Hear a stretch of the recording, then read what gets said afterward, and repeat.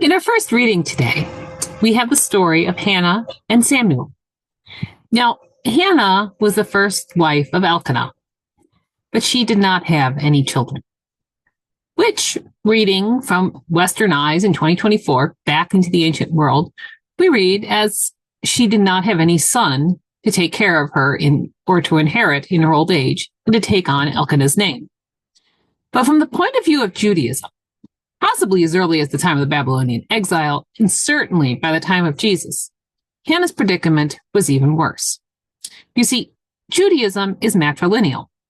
You are Jewish because your mother was Jewish. If your father is Jewish, that's nice. But if your mother is not Jewish, you have to convert to Judaism to become Jewish. If your father is not Jewish, or you don't even know who your father is, but your mother is Jewish, you are Jewish. And more than that, how you are Jewish, which tribe you are from, was linked to what your mother's matrilineal line was. Now, in the coming weeks, this will be important because Advent starts not next Sunday, but the Sunday after, and Ruth, who we read about last week, is part of Jesus's matrilineal line.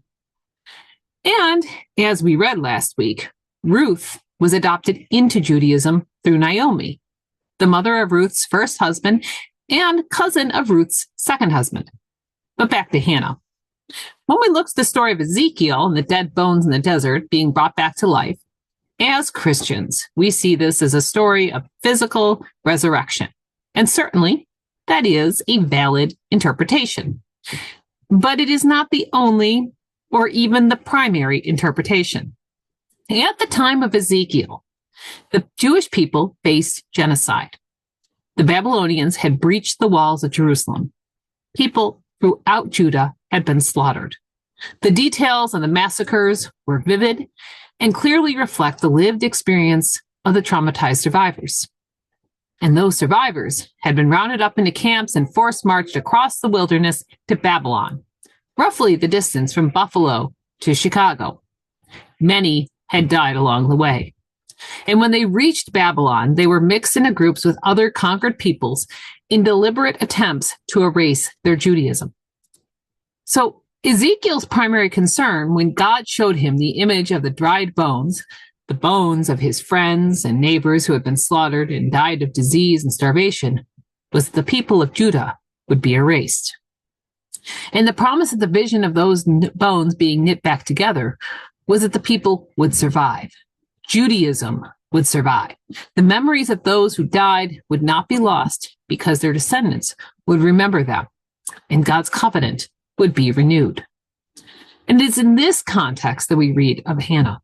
It was not simply that she would not provide an heir for her husband or a guarantee of a comfortable old age for herself, but that if she did not have a child, her family would die with her. Hannah's relationship with God, her family's share in the covenant, would die. Her memory would be blotted out, and in 20 years' time, no one would ever remember her. She would truly die. Here's the amazing thing. We are talking about Hannah in 2024. She left this earthly realm over 3,000 years ago. But through her faith, Hannah has lived on millennia after everyone around her has ceased to be known.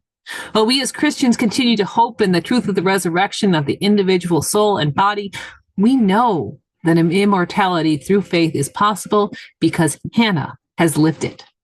And so when we read our gospel today, we read it from this place of faith of Hannah. When we look at the state of the world today, and as we spend the next month watching the days grow ever shorter, and with no snow to reflect the moon darker, it is easy to give in to despair. Hope is hard to keep alive.